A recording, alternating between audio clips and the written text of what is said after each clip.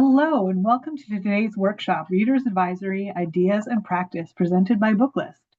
My name is Susan Maguire, and I'm the Senior Editor for Collection Management and Library Outreach here at Booklist. We'd like to take a minute to thank our sponsor, Penguin Random House Library Marketing, for their generous support of this program. Some of their resources were showcased throughout today's program, but we will also send out some additional resources and recommendations from our sponsor in tomorrow's follow-up materials. Before we begin with today's program, I'd like to go over some technical details. Links to all of today's slide presentations were included in the reminder email you received from Zoom 1 hour ago. To download them, please open that email, scroll to the bottom, and click on the links located there. We will send PDFs of all these slides, along with additional materials from our sponsor, to everyone tomorrow. If you have any trouble locating these materials, please contact us at webinars@booklistonline.com. Booklist offers closed captioning on all webinars. To enable or disable them on your screen, please look for and click the Show Captions icon on the toolbar mentioned earlier. If you choose to enable subtitles, you can adjust the size of them at any time by selecting Caption Settings. The audience is in listen-only mode, but we encourage everyone to submit your questions in the Q&A box. Our panelists will be grabbing questions from this box throughout their presentation, and we will be sure to pass along all unanswered questions to our panelists after the webinar, so they can follow up via email.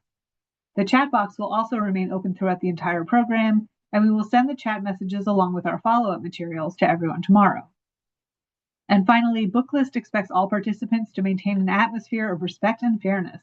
Anyone who violates this standard of behavior, including engaging in any form of harassment, may, at the discretion of the organizers, be immediately removed. We're about to begin our final workshop for the day, but you will be able to find recordings of all 3 workshops on our website tomorrow. So if you missed anything, do not fear. It will be accessible tomorrow. Let's get started with our final workshop this afternoon, the 4 cornerstones of reader interest, and we'll begin by introducing ourselves. Heather Booth, audio editor, has been at Booklist since 2018, a librarian since 2002, and has been listening to audiobooks since they came on records that were tucked into paper pockets in her picture books. And I am Susan Maguire, Senior Editor, Collection Management and Library Outreach. I've worked for a decade in public libraries before joining Booklist, with experience in referenced Readers Advisory, Collection Management, and Circulation. I love reading and talking to librarians about talking about reading.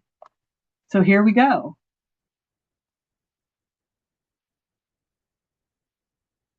We're on video.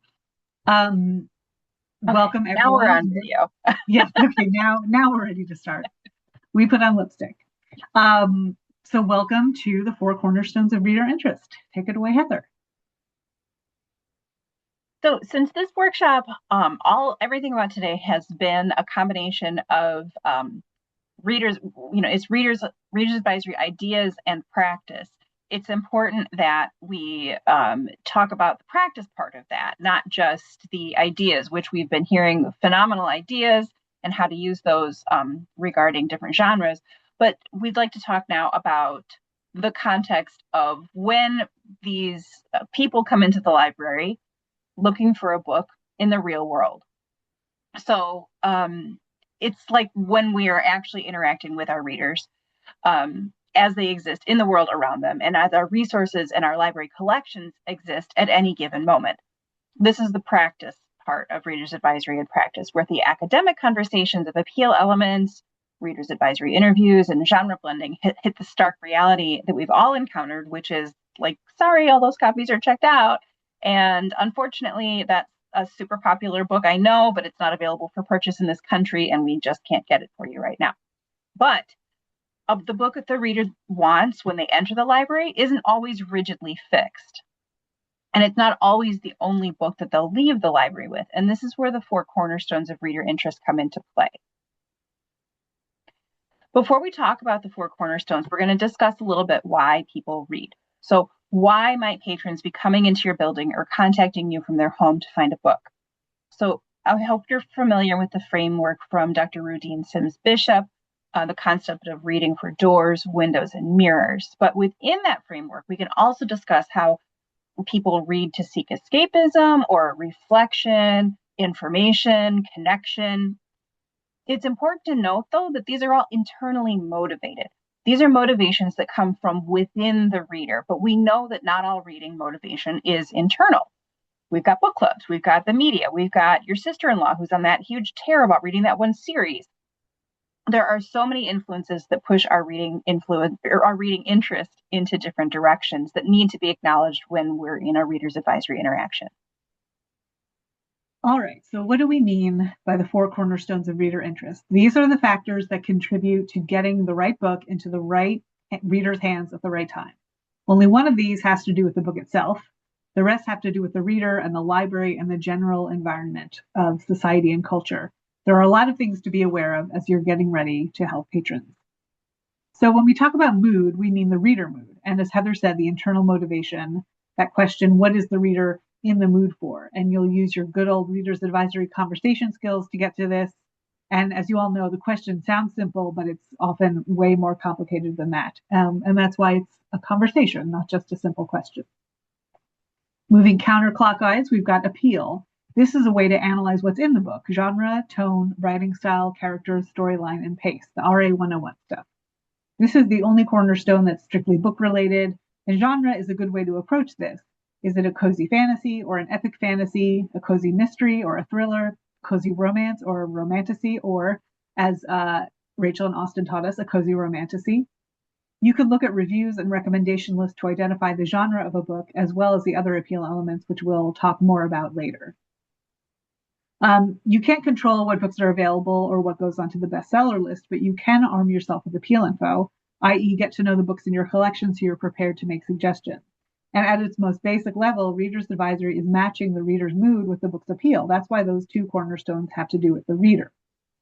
But no Reader's Advisory conversation exists in a vacuum, which is why we add the environmental complications. Continuing counterclockwise on our grid here, we've got zeitgeist. This is just a big fancy word for what everybody's talking about. Did your reader hear about a book in the larger world and they've come in looking for that specific title? Did Oprah or Jenna or Reese announce their latest book club picks and sold the reader on it? Did they see the backlist title being talked up on Book Talk or a book review in a magazine? Remember magazines? Part of everyone's job is to stay up to date with pop culture, book talk, bestsellers, etc., and that's why it's a cornerstone. So zeitgeist butts up against our final cornerstone, availability. You can't send a patron home with a book that isn't on your shelves, or they can't download an audiobook or ebook. You get the point. The book has to be available for the patron to consume it. This is the easiest one to identify. You know how to use your library catalog, easy peasy. But it can also be the most frustrating, because if a patron is in the library, they probably don't want to just place a bunch of holds. They want to go home with something in their hands or on their e-reader. So availability is an important factor for readers. And you can go to the next slide. Still, availability is relatively fixed, as is the reader's mood. You can open a reader's mind to trying something new, reading-wise, but you're probably not going to change the fact that they want something cozy, or something that reflects their experience, or something that reminds them of that great trip to Italy they took last year. So these 2 cornerstones are realities you have to deal with and take into consideration in your reader's advisory conversation. On the other hand, appeal and zeitgeist are more flexible. How, may you ask? Well, you can't change a book's appeal. Either it's got a romance novel happy ending or it doesn't. But you can move on to a book that has different appeal that is available and fits the reader's mood. And just because a patron comes in looking for that one hot title doesn't mean you don't have some wiggle room with zeitgeist. There are lots of different ways we can look at these cornerstones too. For example, if you want to make an X on the grid, appeal and availability are library related, mood and zeitgeist are extracurricular, so to speak. These cornerstones overlap in many different ways, as we'll see as we go along. But before we get ahead of ourselves, let's break down these 4 cornerstones even further. All right, so we're going to start out with the more fixed cornerstones. Well, availability, like Susan was saying, is something that's inside the library, and mood is something inside the patron. What they share is their lack of flexibility. You can't expect to change a patron's reading mood any more than they can expect us to magic up a copy of that dishy memoir whose author was on the Late Show last night. Doesn't mean they won't ask, but we can't always work that kind of magic. So, but that's okay, because knowing where we stand with these cornerstones can help us build out to the elements that are more flexible, that we do have a little bit more control over, and that will help us find the right book right now. So what does availability look like? I mean, on its face, is the book there, but it's also, what we have, the environment that we have created to make that book available. Sometimes it's exactly the book the patron wants, exactly where they want it, exactly when they arrive. But sometimes it's more about the environment of the library today. It might not be the Frida McFadden book that she came in looking for, but it could be a read-alike that you're displaying. Maybe the media tie-in usually has a hold list, but it's your lucky day. This copy was just returned. Maybe the book that his friends were gushing about a year ago has finally hit the shelves. And because of last year's boom and interest in The House in the Cerulean Sea, you have a couple copies there on the shelf. So as we talk more about availability, I have a question I want you guys to think about and answer in the chat if you feel so inclined. What have you done in those big boom situations when the book just isn't there? So the library can prepare for this, but you in the moment cannot really. So how can you work with availability? First, you can see if a patron will take a different format. Maybe they'll try an audiobook. Maybe they'll relish the opportunity not to use their reading glasses and will take the large print copy. Maybe you have a book club set you can break up, with apologies to all the folks who make the circles if this is not possible. Where else can you get the book? Maybe you can use interlibrary loan. Keep an open line of communication with other libraries in your area to see about sharing collections. As an aside, be frank about why things aren't available. Do budget cuts prevent ILL or buying extra copies? Patrons should know why you can't get them and what they want. You can't get them what they want if it's out of your control. Just be ready to use your mad library skills to offer them something else. Finally, keep an open line of communication with your collection development people. Can they send out an email with highlights of what's newly available, including beloved mid-list authors who may not get a lot of publicity, or books that have gotten particularly good reviews, or maybe a few sure bet authors? All this communication should not go just one way. Let them know what people are asking for. You can tell what people check out or place holds on. They can tell what people check out or place holds on with reports and such. But what about the books that people come in looking for but don't place a hold on? When I was a circ supervisor, I used to remind my staff that they are quite literally the circulation experts. They see what's coming in, what's going out on hold. They hear what patrons are asking for, but again, not placing holds on. So that data will slip through the collection development folks' cracks. No matter what level you are in the library, you have the opportunity to collect data on what's hot, which, when shared, will help with availability. So what are some of the folks saying about what's available? Oh, gosh.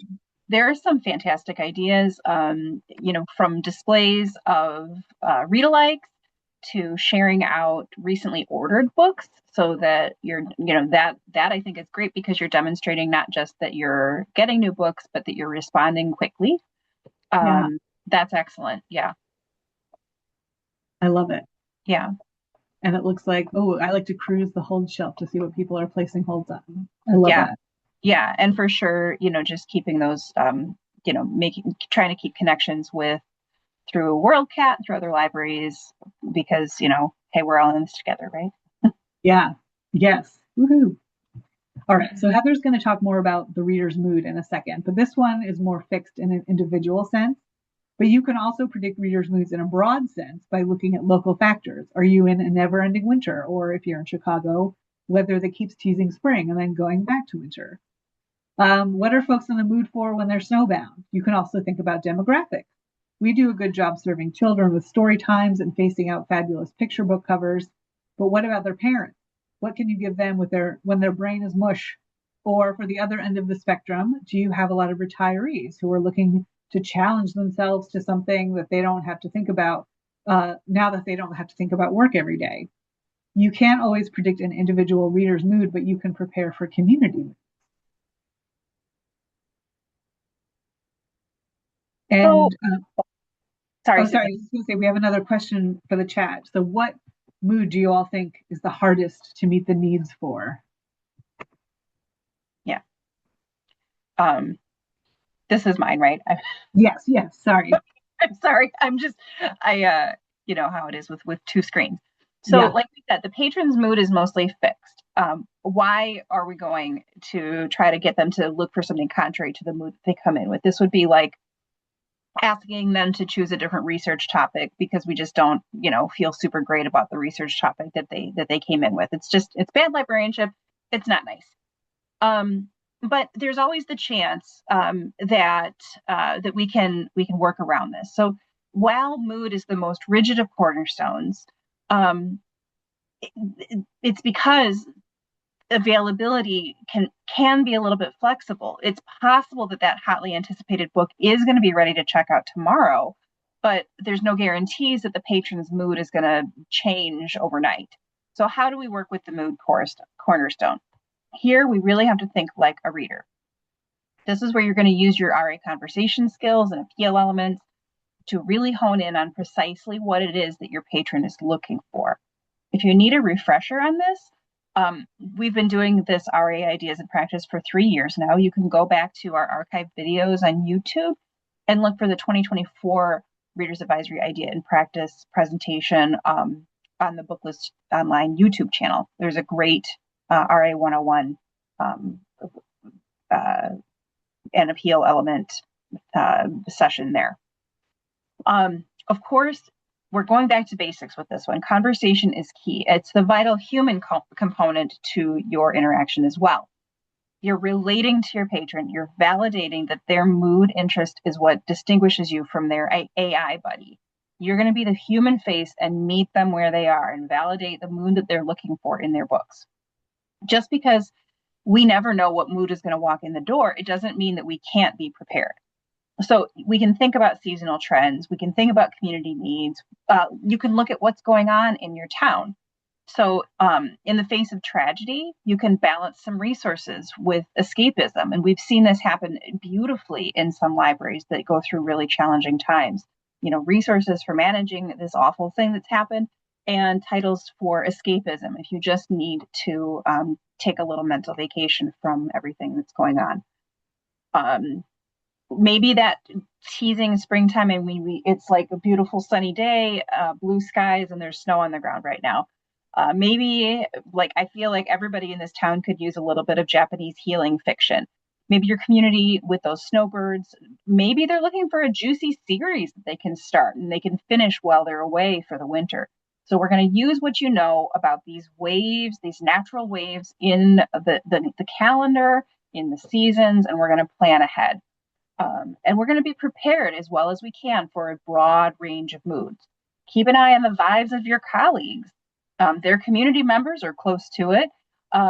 Use your colleagues, what they're feeling, what they're interested in, what they're gravitating toward, and use them as resources to build these backlists that you can have in your pocket to pull out when people are, looking for something to read. Because it's not just what they're in the mood for, it's what you see them reading that can be useful. It sounds like some of the hardest moods are like when somebody wants something immediately, and so they don't necessarily want to have a conversation. They came in looking for a specific book and will accept no other book. I don't really like reading, haven't read in a long time, and would like a recommendation. Or when it's a tween or teen whose caregiver is really the one asking. Ooh, that's interesting. Yeah, those are tricky. And that vague sort of, I'm just looking for a good book questions are always a challenge. But you gotta ask them follow-up questions, even if they resist. And I think that for every year, Booklist does this to each their own, which is there's the adult section summer reading list essentially, and I think it's a great way to think about mood. And I think there was a comment, I believe, from Becky saying that we can't always assume that what people say the mood is translates directly to what we think of in a book. So maybe a beach read for this person is something that's going to be really absorbing and or maybe it's something that's like very dark and twisty that they can only really handle in the summertime. Maybe it is a light, fluffy romance, but we can't just assume that. Right. Gotta dig in and ask questions. Yeah. But let's talk about the more flexible elements. So when the reader comes in looking for a specific book, the one that fits their mood, as we talked about, but it's not available, how can you meet those reader needs? These are the more flexible cornerstones. not in the sense of necessarily getting the reader exactly what they came in for, but in the sense that you can work with the reader to see if you can get them something that they didn't even know they needed. You have slightly more to work with here, and this is where those RA 101 skills come into play, which we will see as we go along. All right. So here we are with one of the what we might not think of as more flexible, but we're going to try to convince you that it is the zeitgeist. So zeitgeist can come from anywhere. Sometimes we can predict it. Some of these things, they grow slowly into a big deal that we need to respond to. Others we have to just react to. We don't know that it's coming. Sometimes this happens in the case of like a movie that just won an Oscar that came out of nowhere, and now everybody wants to read the book. Or, I don't even know where some of these things come from. We're going to get to some places where we can look, but sometimes it is a real big surprise. In addition to the examples here, a real common type of zeitgeist that impacts reader interest is the death of a popular author or a public figure. I definitely went on a big Catherine O'Hara movie binge recently with her sad passing. We see the same behavior when beloved authors pass. So, you can let us know in the chat if your copy of The Terror by Dan Simmons has been checked out. That might have been sitting on the shelf for a little bit of time because people just recently became aware of him or reminded of him after his recent passing.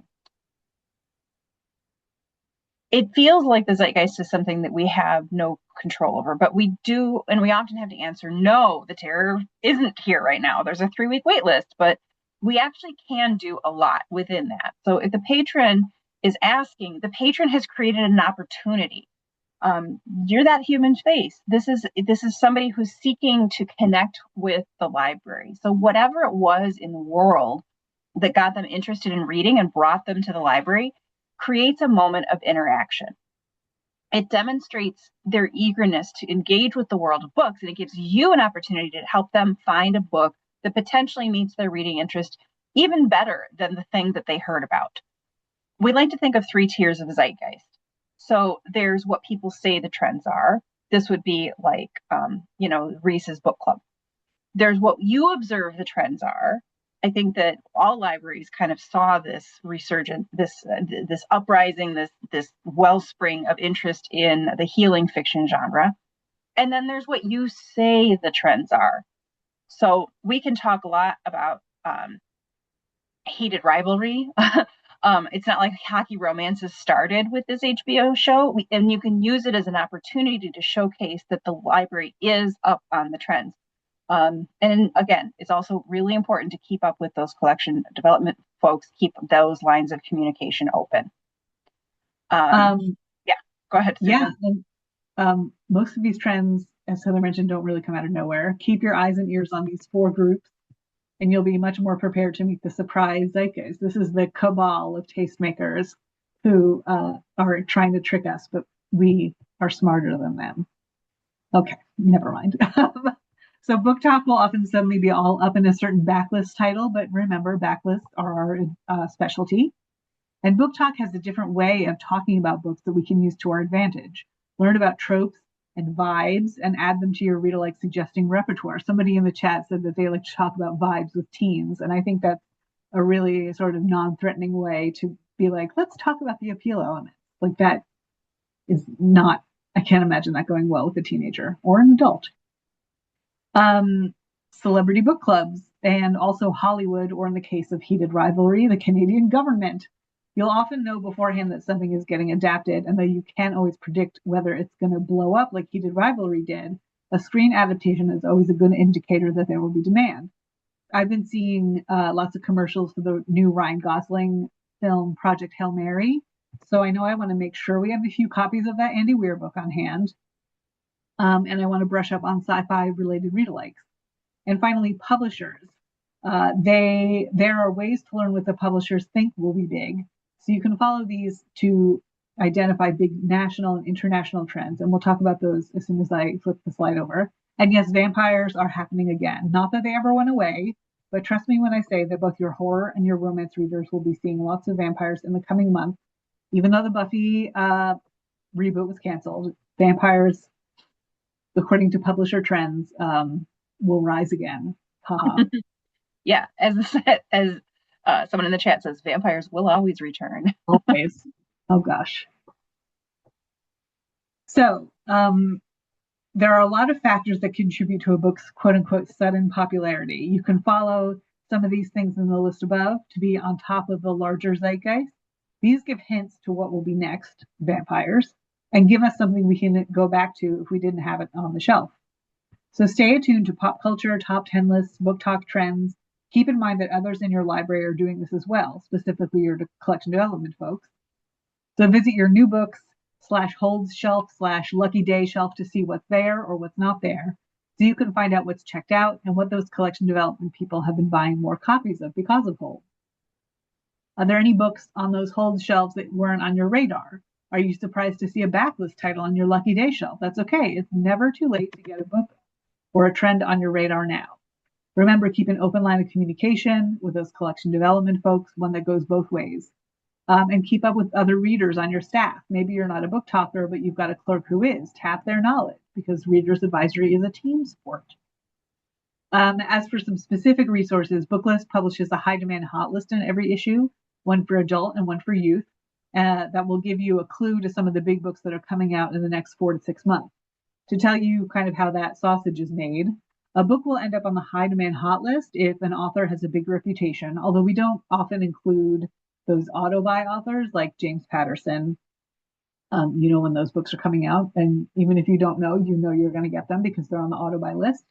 But if it's a mid-list author who's poised to make it big or a hot debut, we can predict that based on the publisher's print run. A big print run usually means there's a big marketing push behind the book, which means your patrons will be hearing about it, and so you want to be prepared. The high demand hot list can help you do that. And remember that backlists are our bread and butter. So look for top 10s, movie tie-ins, even the backlists of celebrity book clubs. Maybe you don't have a copy of Reese's newest pick, but I bet you have copies of her last 3 or 4 that maybe the patron missed. And it's also worth thinking about why people are looking for this book now. Look at the appeal of the book. This will help you not only analyze the zeitgeist, it will help you prepare your own. You can look to the backlist for similar titles based on what other people say the trends are, and you can get ahead of the zeitgeist if you're observant. So Sarah J. Maas just announced ACOTAR books 6 and 7. So you know folks are going to be looking for the earlier books in the series, which may be in your teen section, as we discussed in the Romantasy webinar. But you can always use that to promote your vast collection of other Romantasy titles. Zeitgeist butts up against availability, but we'll talk about that more in a second. So surprise, it's a hit. What do you do if you get these surprise hits like Heated Rivalry? It was a backlist title. The publisher wasn't even prepared for the demand. Or someone in the chat mentioned Theo of Golden or The Correspondent, which I'm pretty sure Theo of Golden started out as a self-published title. So who would have thought this like debut novelist who I think is, what is he, in his 70s? And he's an older author, a debut author. Real big surprise. People love it. Use your resources, including your coworkers. Let this be a cross-departmental collaboration opportunity, not just for specific titles, but also for topics like the 250th anniversary. You can be broader in your recommendations. I think the most important thing when you're surprised with a hit is just to really embrace it. Jump in and figure out what it is that people love about it. Of course, you're going to get more copies and more formats as soon as they're available, as soon as you can. Hopefully, because you've been attuned to what are the vibes happening in your community with your readers, you're going to already have that mood-based read-alike list that you can adapt for the current trend, the current thing that's going on. And then, of course, you're going to lean on your readers advisory skills. So the library here this is the next kind of zeitgeist. This is the community-specific zeitgeist. So we are advocating for the library to function as a cultural hub of the community and provide this centering point for other events that are happening outside of our walls. Is an author visiting the schools or a local bookstore? Or maybe your town has a newly published novelist whose work is worth championing. Are there local affinity groups or celebrations that can provide opportunities for creating bookish zeitgeist too? Is there a big event for Lunar New Year or Perhaps the opportunity to host a community conversation around a book that celebrates the LGBTQ community ahead of your big Pride parade. Partnering with other organizations involved in the cultural life of your community can really strengthen the role of both the library and the partner organization. So you could do things like consider making book lists that correspond to the era or to topics in a local high school play or the next show at a local theater. You could even reach outside of the strictly cultural community and consider other topics of interest based on your location. Like around here where I live, the village not too long ago kicked off a green team that focuses on ecology and eco-friendly actions. That would be a great opportunity for a book list or pushing a one book, one community read that focuses similarly on the environment. Is your town considering building a new rec center or converting an old strip mall into a planned community for young professionals? Maybe you have a sister city and can build longer term interest in the books or authors from that location to help strengthen that relationship. All of these are opportunities to engage a demographic that might not necessarily be immediately linked to the library and show them that the library is a place for them, that you're responding to the things that are on their radar that are important to them. Those things are important to you as well. And it also is going to strengthen those relationships that you have with community partners, and reach your library services into parts of the community where the library isn't necessarily an expected participant. You can be a delightful surprise, just like that new zeitgeisty title. There are a lot of people lamenting where they are on the holds list for the correspondence. So I'd like to give a special assignment to everyone to drop your favorite correspondent read-alikes in the chat. And while you're thinking about that, another question is, has there been a time when you've created buzz around a book in your community? I see Lindsay showed the movie Origin at her church movie club, and 30 people showed up because a local book club read it, which is great. Read Cast, which it's based on. I love it. So anyway, to totally butcher a phrase from Ina Garten, if you can't get store-bought zeitgeist, homemade is fine. That's what you would have said if you worked in the library anyway. I'm confident. In case you were wondering why we had a picture of Ina Garten on our slide. There are lots of little ways you can create your own zeitgeist. One of the easiest, I think, is to share staff picks. Patrons love a staff suggestion, even if it doesn't come directly from the staff member. How many times have you seen patrons say they don't need help finding a book, which is fine, only to find them browsing the staff pick shelf? You can throw books on there that are under the radar titles that fit current trends, or build momentum for a mid-list title that a staff member really loved discussing with their book group. Staff picks are an easy way to build buzz around the book. When someone suggests doing more with social media, do your eyes bug out of your head with the stress of it? Think about how you can use social media to your advantage without having to create. Can you share other libraries' content? If your local bookstore is hosting an author, can you share their video and build momentum for that author's work? There's no need to create elaborate videos for every book you finish, but you can share the folks who do. In fact, sharing is actually preferable if you're not confident in your social media skills or time. If you can't be a content creator, be a tastemaker. And of course, you can get everyone reading the same book with a one book, one community read, as Heather mentioned. This book builds buzz for a specific title, but it's buzz you can control. If you know this community read is coming up, you'll have plenty of copies of that book available, as well as read-alike lists. And read-alike lists are not just for buzzy titles. I'm a member of my Friends of the Library, not to brag. And we build what we call resource lists for programs that a branch puts on, which is a great way to build zeitgeist. I just put together one for an author who's written a book about a Chicago journalist who was on the front lines of the rise of fascism around World War II. There were lots of great read-alikes and nonfiction and fiction for that one. So staff picks, social media, programming, how else do you create zeitgeist in your library? Do you send out a newsletter with big new releases that also highlights mid-list titles that would also appeal? Do you run or serve book clubs in your community? Let's see in the chat how you make fetch happen, to borrow a phrase from Mean Girls. So many ways of making fetch happen. Let's just hold on this slide for a second and we can read a few out. I love the idea that if I can scroll back, Samantha had about having a display with the titles that are mentioned in the correspondence. So that's a great way to, use backlist, connecting it directly to something that's super zeitgeisty. Epistolary novels, there's some good link sharing of lists, staff picks.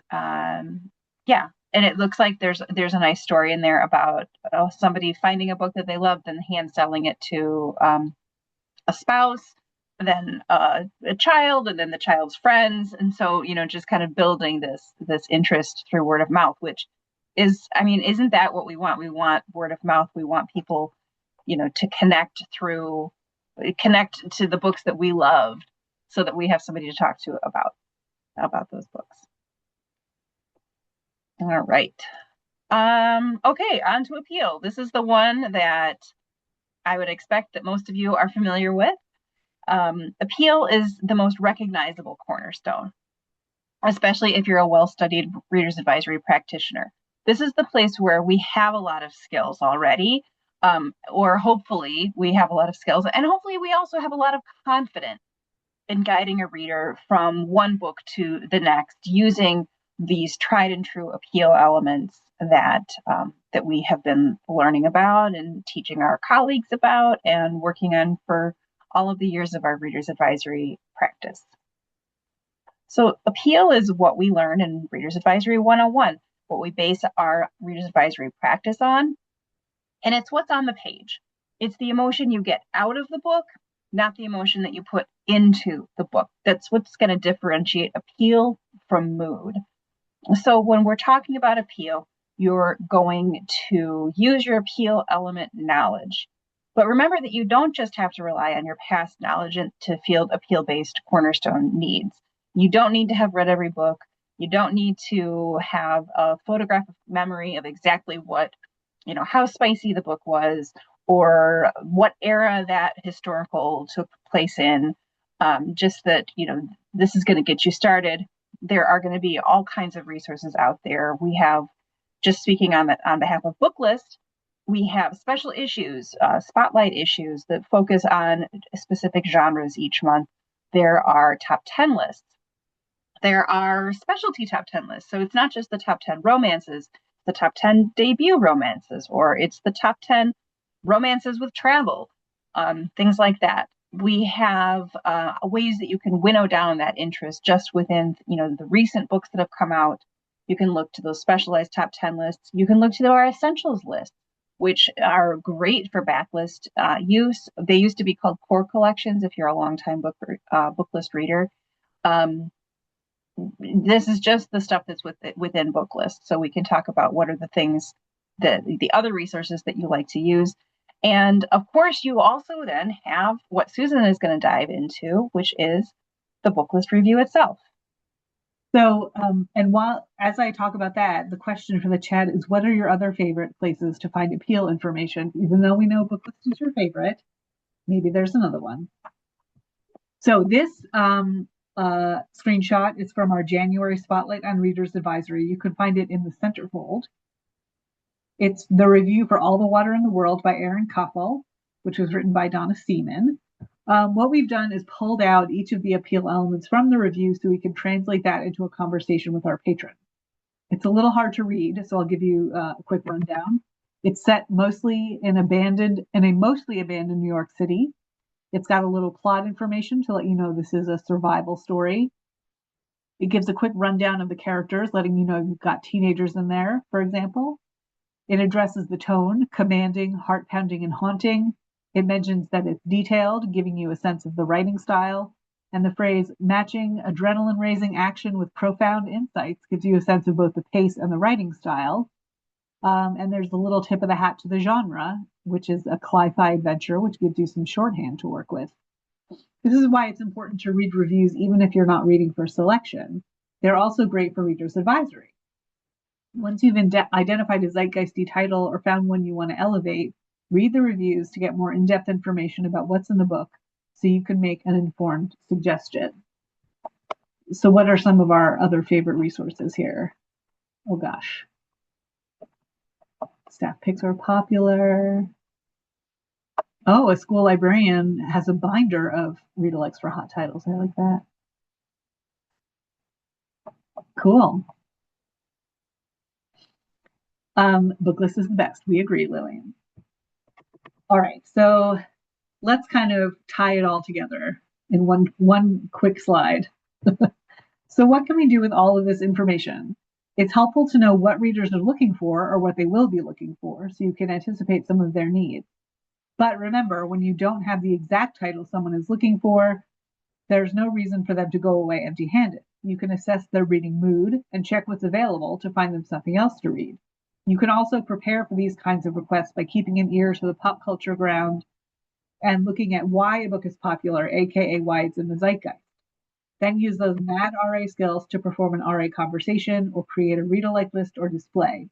How you meet readers' needs also depends on the reader's mood.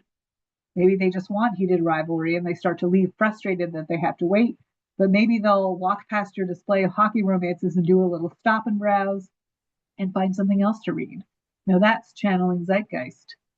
I like to call it manufacturing serendipity because if there's a big word I can use for something, I'm going to use it.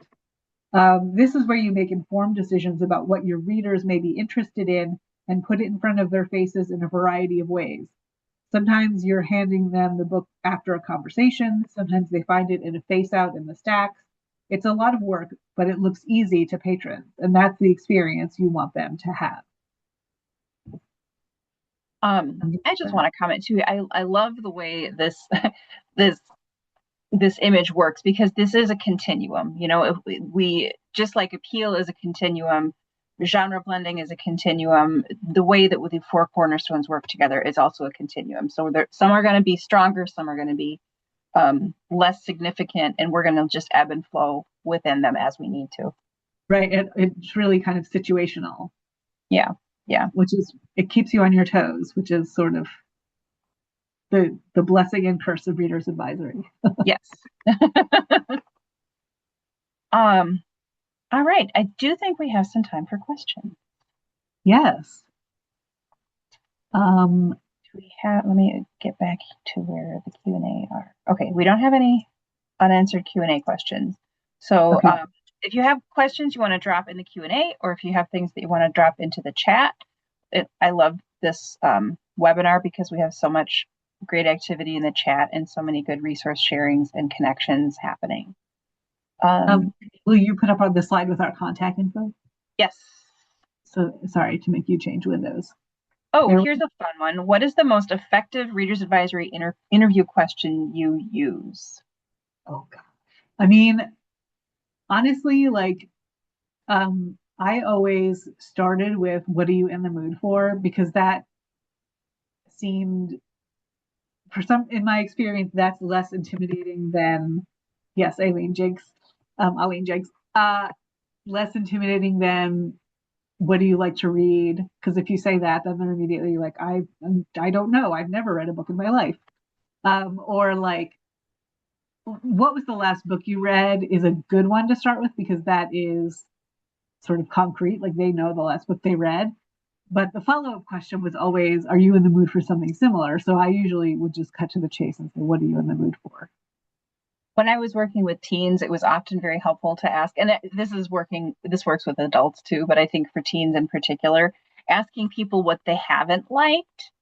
Is there a book that you've read recently that you couldn't finish, or a book that you just really didn't like? I often find that they can be more effusive about things they didn't like than things that they did. Like maybe they read Theo of Golden and it was just so good, and that it was just so good. It was just so good, and their positive feeling about that is just an overriding positive feeling. Where if you ask them about something that they haven't liked, they can pinpoint specifically what it is that bothered them. And that often, while that doesn't directly necessarily point to another book, I find that it's really helpful in getting the conversation started. Yeah. I want to talk about this one. I have not finished a book in a year because of a huge funk. Can relate. I mean, I have to finish books for reviewing. I don't want you to think I don't finish the books I review. But for personal reading, I've been in a funk as well. So how can you still be good at RA? Can you still be good at RA? Yeah. Absolutely. Yeah. Heather, you want to take it? How do you be positive about RA when you're in a funk yourself? Um, well, I mean, it's kind of like there's our personal reading life and then there's our professional reading life. Um, yeah, Anna says the secret of RA is you don't have to read any books. Just like we don't have to know how many miles away the moon is. We just have to know how to find it, right? Yeah, exactly. So if you're in a real funk, one thing is try to channel the energy of the reader that is in front of you. Um, they're not there to learn about what you love. They're there to find out what they love. They love. And so just try to embrace the spirit of that interaction and use the resources available to you. Use the list. You don't need to if they say, well, yeah, but did you like it? You don't have to say that you liked it. You can always just say, well, it's not really what I'm into reading right now, but I've heard a lot of people really love it. So yeah, and as regarding, getting out of that funk, sometimes it just takes time. Sometimes trying a completely different book is helpful, or different genre, different type of book than what you usually read.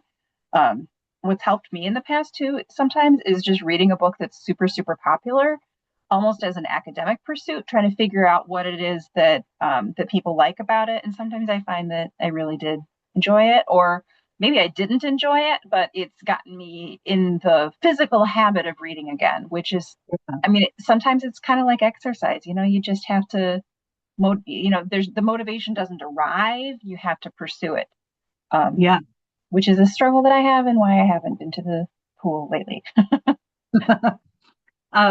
Or try an audiobook. Try an audiobook. Yeah, different formats.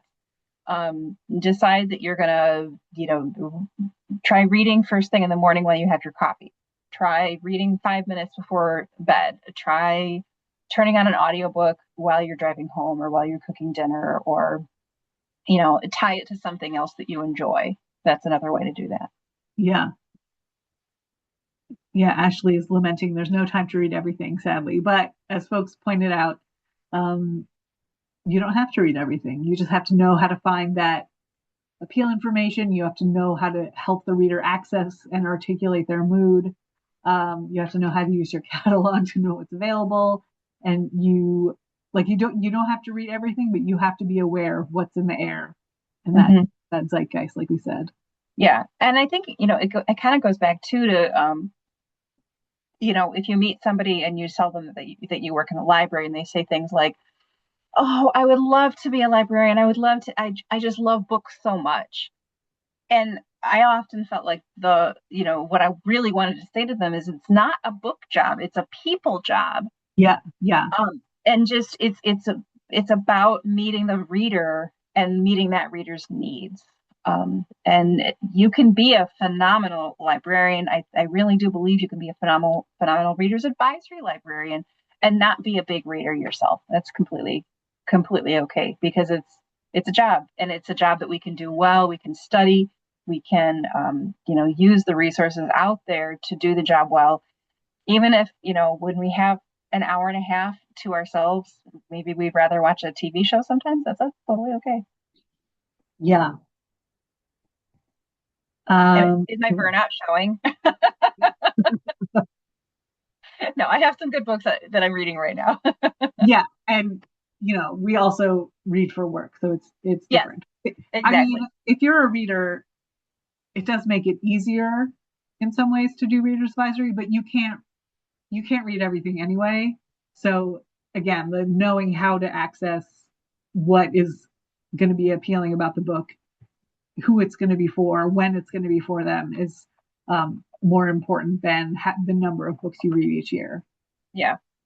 Here's a really interesting question from Tristan, who says, I often have people ask me, what is your favorite book? And what they really mean, and this is very intuitive and this is very good. This is like detecting mood to a great degree. What they really mean is, give me my next favorite book. So, Yeah. do you have recommendations on jumping into a reference interview without ignoring their question? Um, I would start off by saying validate that question first. So you can say things like, well, I really tend toward books that, XYZ. One of the books I like is this. So preface your answer with appeal so that, like, if they come in hoping that you're going to give them a great mystery recommendation, but you're a fantasy reader, they know right off the bat that your favorites and their favorites are not going to align completely. But by talking about appeal in your answer, you're kind of giving the language upon which you can build the rest of the conversation. Yeah, you're planting a little seed in there. Yeah, that would be my suggestion.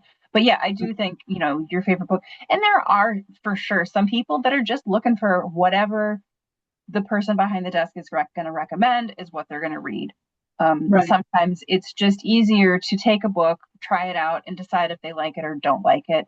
And so if they're real insistent on that, go ahead, give them your favorite book. It's no different really than grabbing a different sure bet off the shelf if they really are just looking for a practiced recommendation. But then you have to know what your favorite book is. You do. That's the real challenge. That's tricky. I think we are meant to be wrapping up now. So let's wrap up. Oh, we just got a note from Taylor saying wrap up. All right. So thank you all. And thank you so much, everyone, for joining us today. We really appreciate your time, and we hope that these workshops were helpful for you and your staff. So, and to all of our attendees today, we need your help. Once again, tell us which tools are most useful to you and your staff during real-time RA interactions with adult patrons. We want to know what you use when a patron approaches you at the desk or in the stacks or calls the library or sends a chat request. Use the QR code on the screen or click on that link that will be sent in the follow-up materials tomorrow. As a reminder, all 3 sessions in today's workshop were recorded, and every recording will be sent out to registrants tomorrow. And that's a wrap. We would like to thank all of our wonderful panelists again for their time and expertise. We couldn't have done it without them. And to our sponsor, Penguin Random House Library Marketing, for their generous support. Happy Readers Advisory!